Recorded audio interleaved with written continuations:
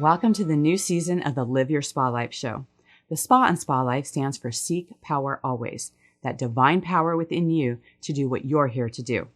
The theme for this season is intentional living. Amazing people like you share ways to live by design and with purpose to ensure that this short ride of life occurs with choice, physically, financially, spiritually, and in your relationships to create a world-class life. In these times of uncertainty, it's time for you to move past the distractions and start trusting yourself more through your God-giving knowingness. No one truly knows better what's best for you than you. In this season, you'll have plenty of examples of people choosing their best life and creating a positive impact through intentional living. Thank you for sharing your precious time with us and being part of the Live Your Spa Life conversation.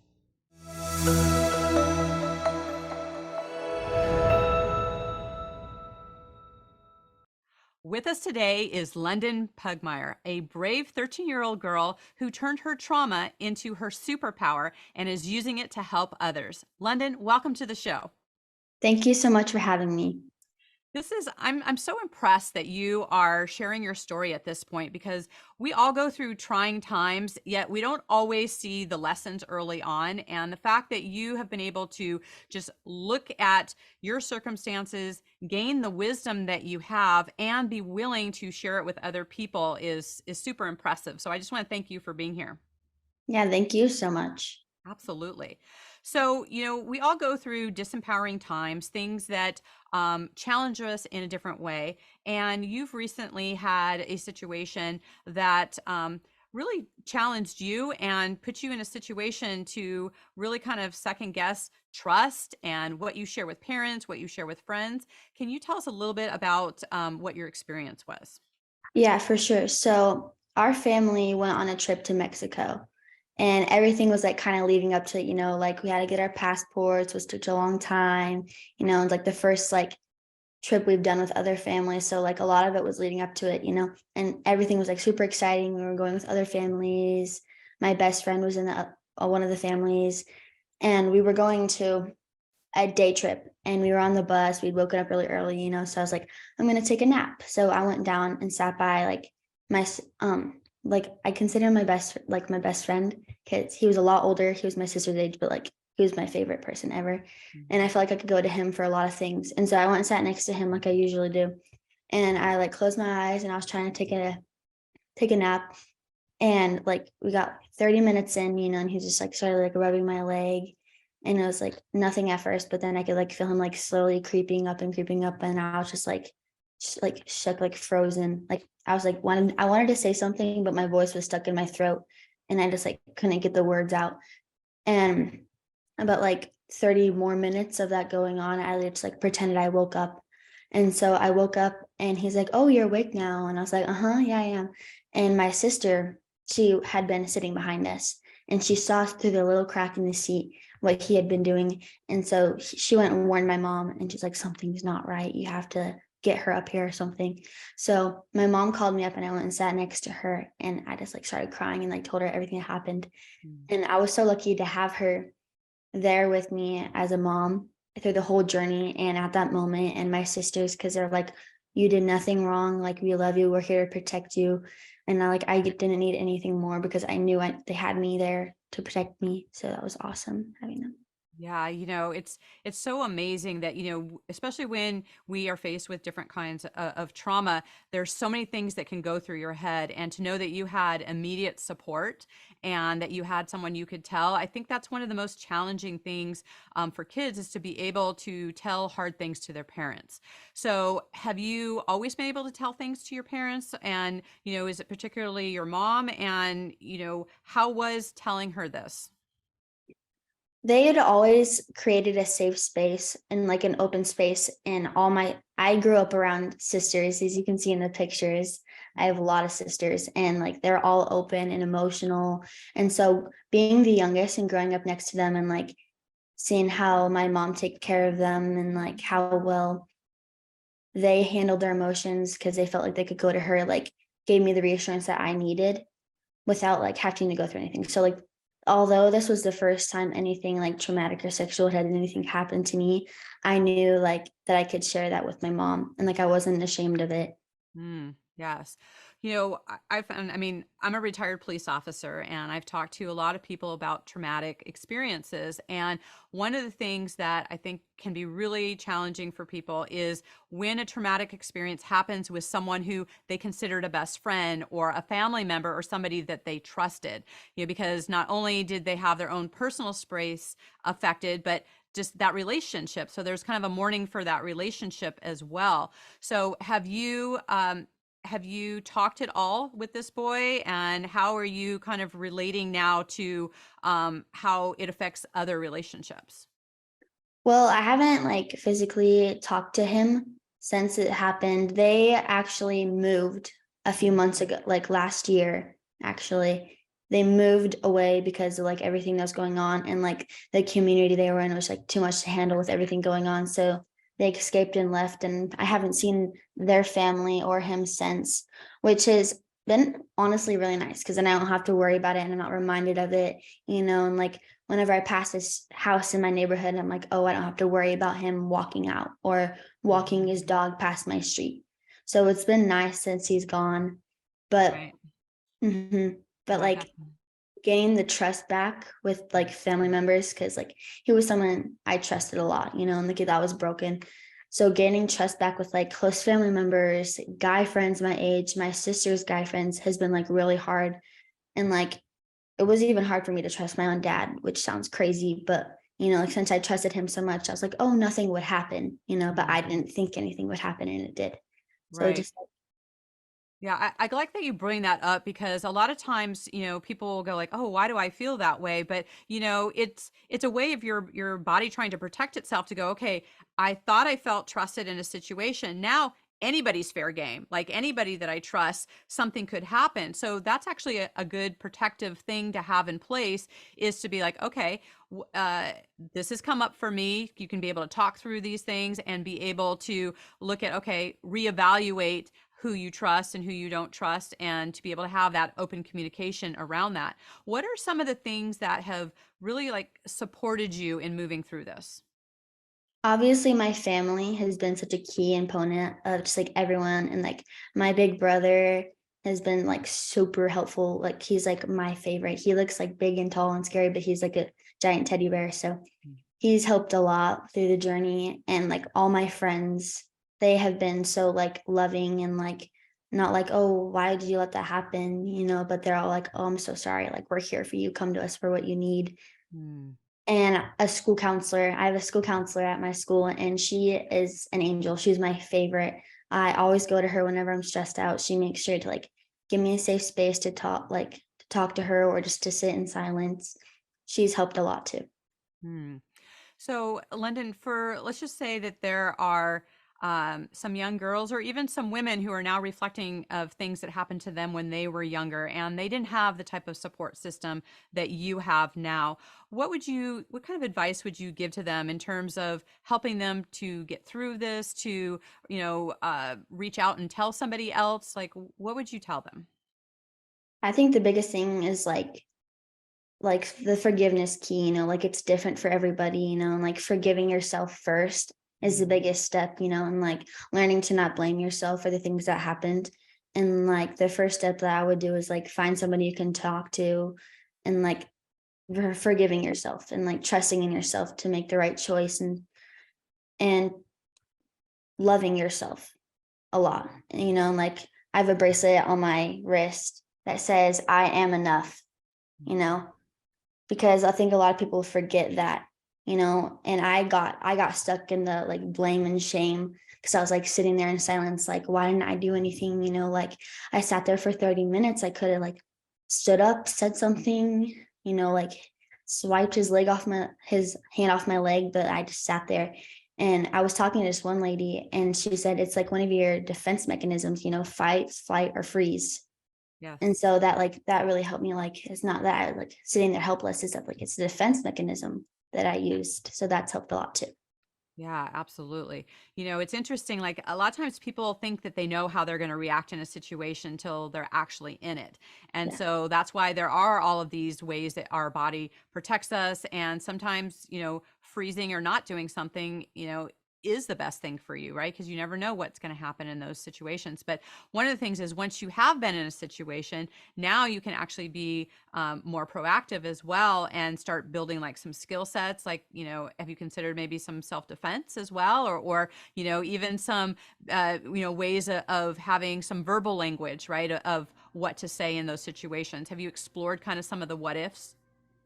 I've had like all those scenarios like come and play before, like with the counselors I've had, they're like, what would you do if you did see him, or if someone else tried to make a move on you or something, or if you had a boyfriend, like he was touching your leg uncomfortably, like he did, like maybe not reacting the same way because it wasn't intended that way. So I run through all the scenarios and they're constantly playing through my mind of like things that I would do if it happened. Mm-hmm. Yes. What about fear? A lot of people, when they have situations, they have like an element of fear that comes up as far as, again, that what if I am in that situation again, or just the fear of the unknown. What are some of your strategies that you use to help move past fear? I just try to put myself in like a place where I don't have to worry about it. So if I'm ever hanging out with boys older than me or my age, I'm always with my other girlfriends. Mm-hmm. So I always have someone close to me or that I can like help me, or like get me out of the situation. Like we need to leave. And even this thing with my mom, me and my mom have a code word.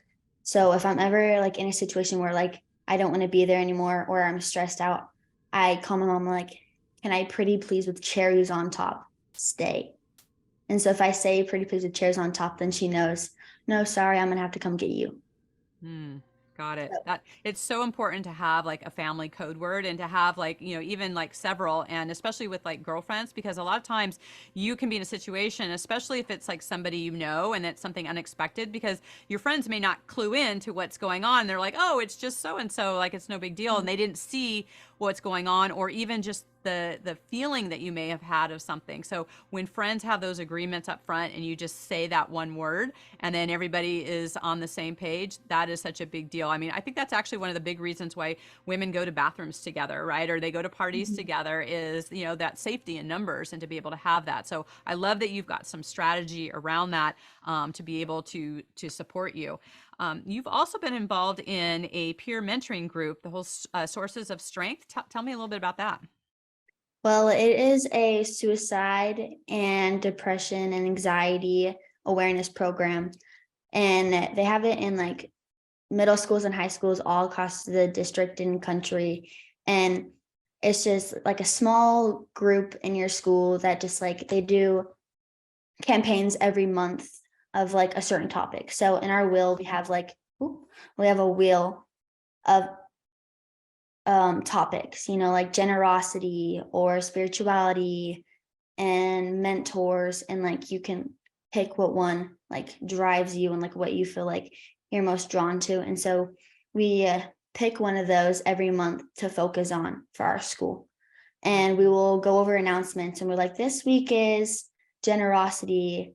How can we like be generous to the people who needs it the most? And so we'll do like canned food drives and things like that, and it's different every month. Yes. You know, uh, Suicide and depression, anxiety, those things have been on such the rise, especially in the last couple years. Have any one of those things been something that's popped up for you?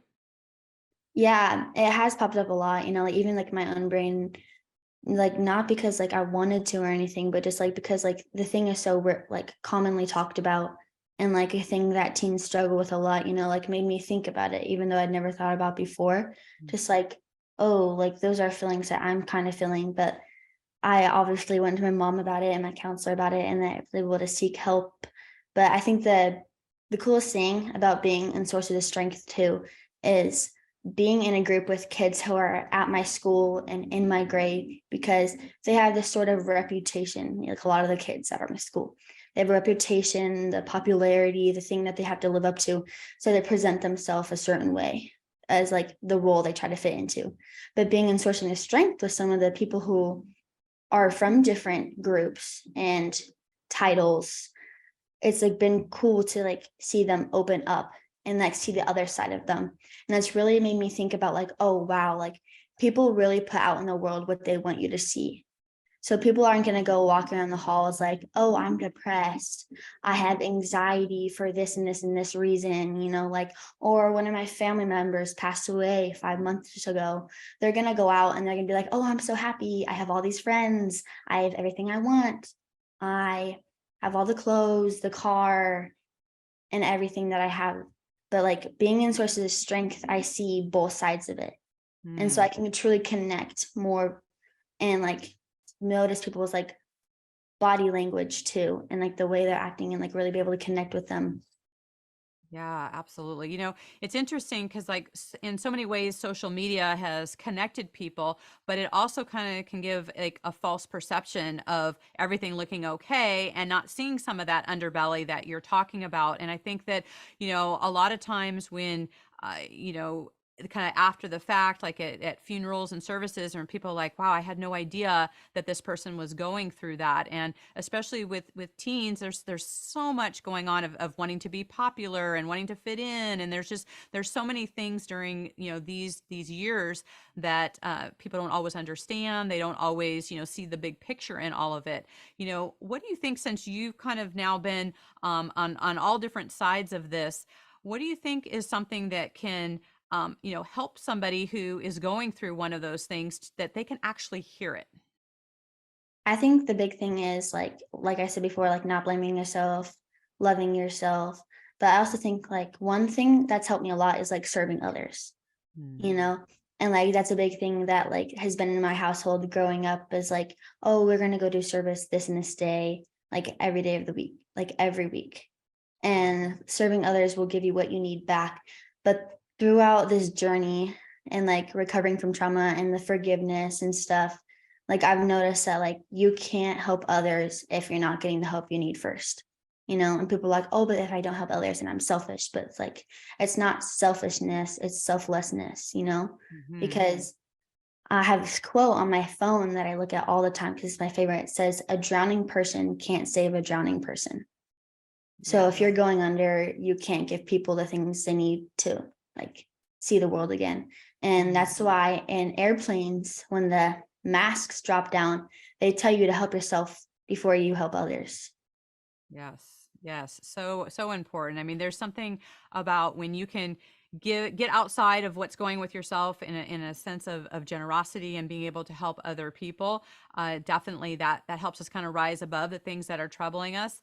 But that is such sage advice, to be able to take care of yourself. I mean, it's one of the things we talk about here on this podcast with Spa Life. It's like seek power always. It's that power within you, right? To make sure you're strong enough to be able to share your message and be able to move out in the world. One of the things that you've been involved with your mom is equine therapy. Tell us a little bit about that. So that has been like a big, big, big part of my life. Like since I was a kid, I've like, Mom, I want to go see horses. I want to ride horses. You should give me a horse, Mom. Because like my mom, she grew up with horses and she got horses about the same age I am right now. And she bribed her parents into it and found a place to keep them. And over the years, had like 5 horses. And I was like, Mom, I want to do that. I want to be you. We got to carry on the tradition. And so I was looking for every way that I could get close to a horse or anything. And we connected with these people. His name is Ron and his wife's name is Lisa. And they have a equine therapy program and a huge farm with a bunch of different animals. Like they have 2 kangaroos, like 20 goats, and 11 horses. And my mom got connected with them after we had been with their horses a couple times. And she's connected with their equine therapy, which is like a juvenile detention program to help kids come out of it. And so every other weekend on Saturday, she goes out there, and sometimes I go with her to help her, depending on the age group. And we do connection with the horses. Mm. And it's just like so cool because like the horses are learning to trust you, just because like it's hard for people to trust other people. So I like just going and just watching. And we do a lot of breathing, and the deep breathing helps a lot. And one thing that I like to do when I go out there is it's scientifically proven that a horse can drop your heart rate. So I just go around and I just like hug the horse and I try to match my breathing with theirs. And I have it on my Apple Watch and it shows like how your heart rate keeps dropping lower and lower and lower. So it's been like a really soothing thing. And the thing that we work on a lot in our house is like breathing. Yeah, that's so great. It's amazing how much healing energy comes from animals. It's one of the biggest programs they have is connecting veterans of military with dogs from homeless shelters and having them come together, and that they both thrive so much deeper because of that connection, right? And being able to really feel the feelings and have someone who, it's interesting how an animal can just almost like look right through you, right? And they see you on a deep Mhm. level. So I think that is such a special connection that you have forged there. Yeah, for sure. No, it's so fun. We trained a service animal for 2 years, and like we taught it all the tricks so we could like send it off to go help a family that needed it. But like the thing about dogs, I think is like also like so cool is like if like you're ever having a bad day and you go home, your dog will always be happy to see you. Like, oh my gosh, you're here. Show me attention. Give me attention. I love you. I love you. You know. Yes, it's amazing. I think animals are such a special aspect to healing, and really can make a big difference to your space and what you're up to. So, and speaking of space, one of the things I always like to ask my guests is that we live life different in our bedroom versus the kitchen or the living room. What's your favorite room in your home and why? Oh, that's a hard one.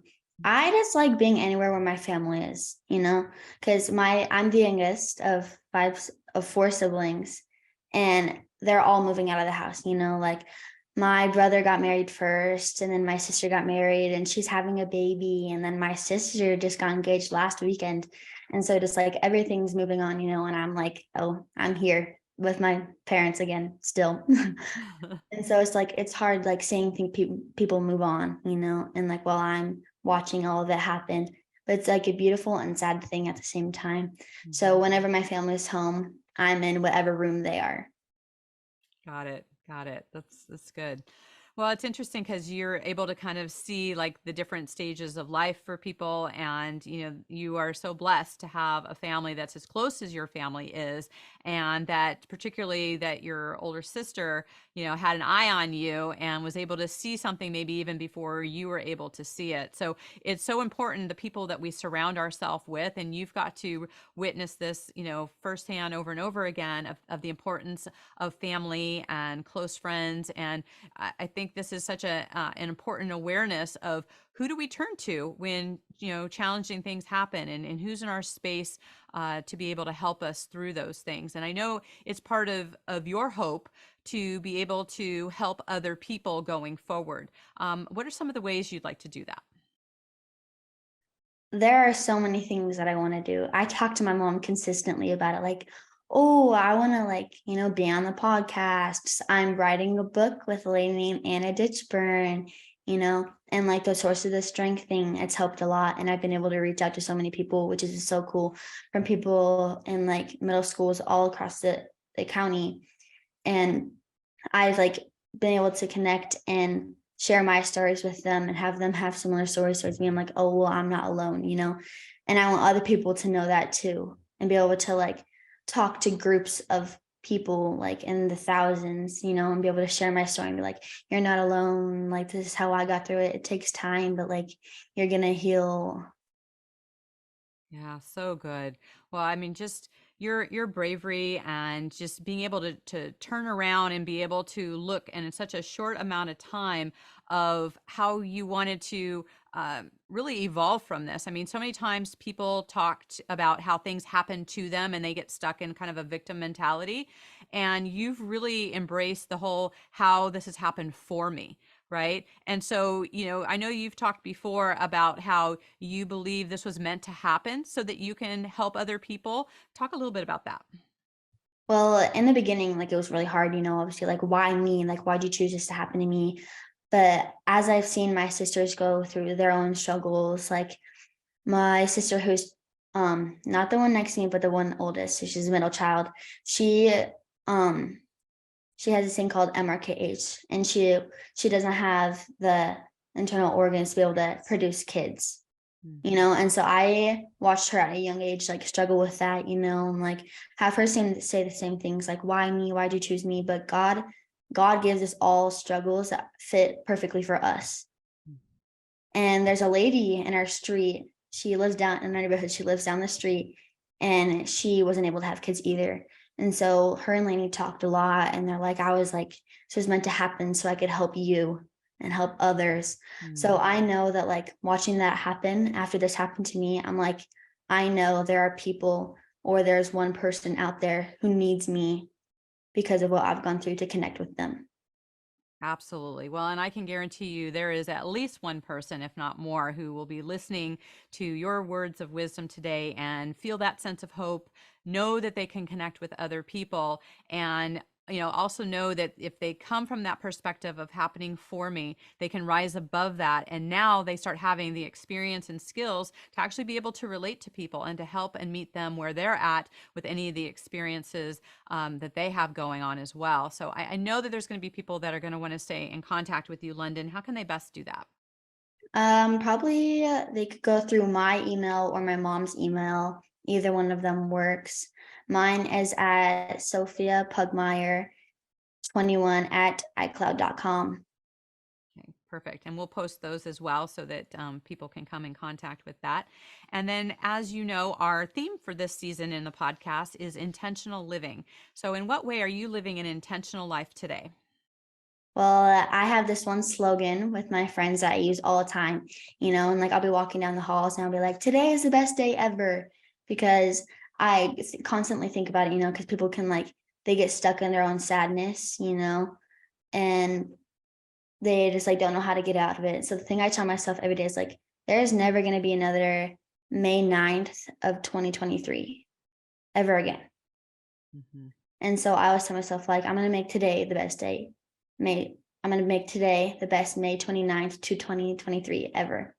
So I also, my friends, I was like, we're going to make today the best day ever. We're going to make someone feel good. We're going to make ourselves feel good. We're going to help somebody, all the above, just to make today the best day ever.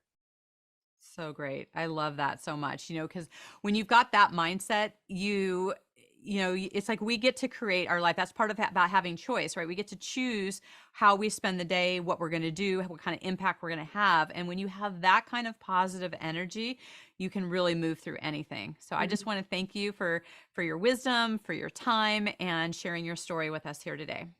Yeah, thank you so much for having me. It's been awesome.